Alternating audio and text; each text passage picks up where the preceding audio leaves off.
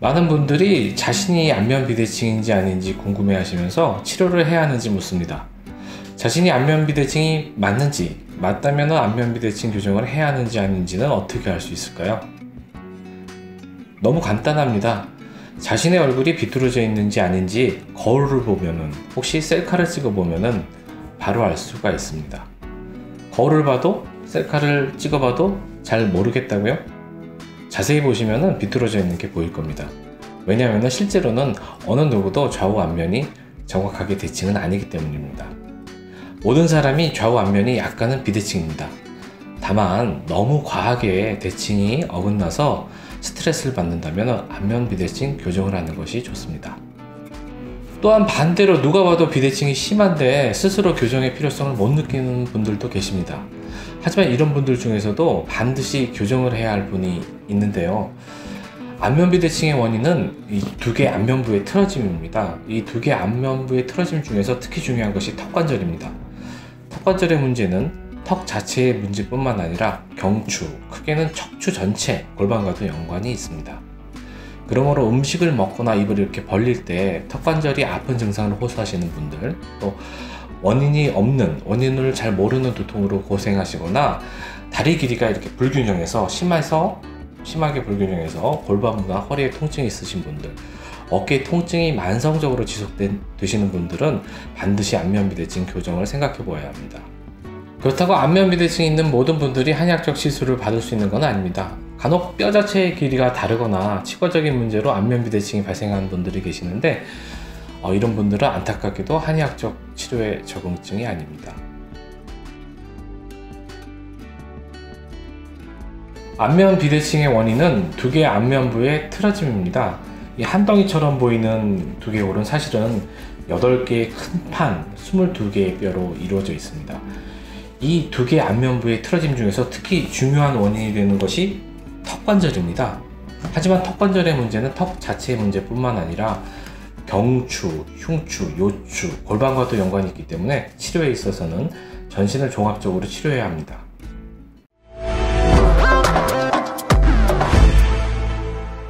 자양미안연에서는 크게 5가지의 교정 치료를 통해서 안면 비대칭을 치료합니다. 첫 번째는 두 개의 안면 교정입니다. 치료 방법으로는 CFRT, 이 휜코를 교정하는 비강 포셉을 사용합니다. 두 번째는 근육 교정입니다. 미소침을 사용하죠. 세 번째는 근막 교정입니다.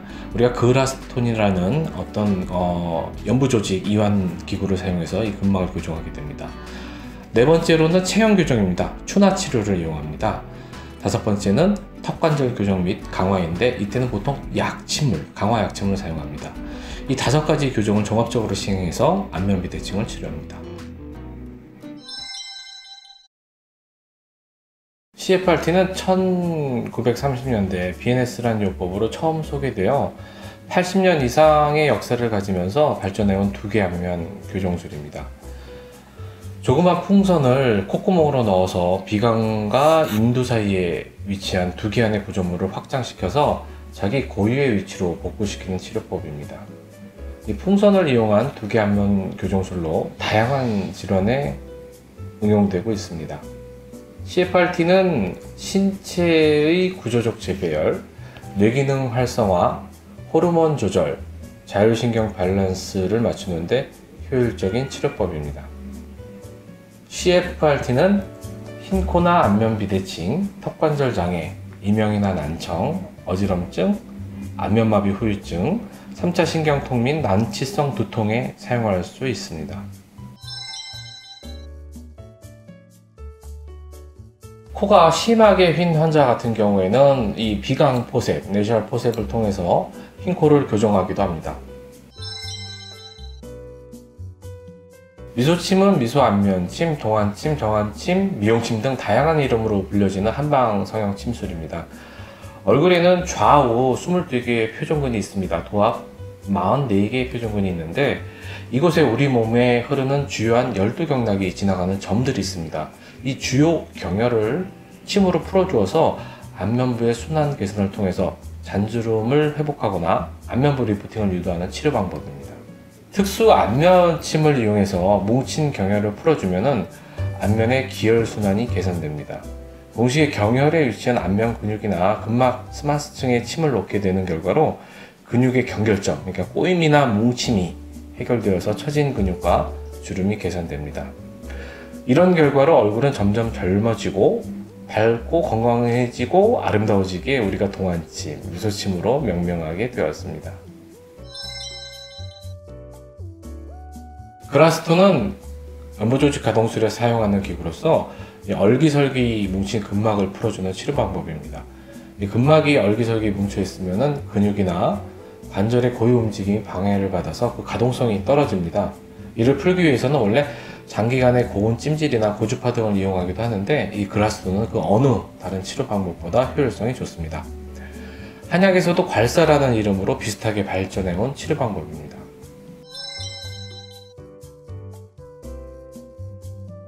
추나요법은 한의사가 손 또는 신체의 일부분이나 추나 테이블 그리고 기타 보조 도구들을 이용해서 환자의 신체 구조에 유효한 자극을 가해서 그 환자의 구조, 신체 구조나 기능상의 문제를 치료하는 한방 수기요법입니다.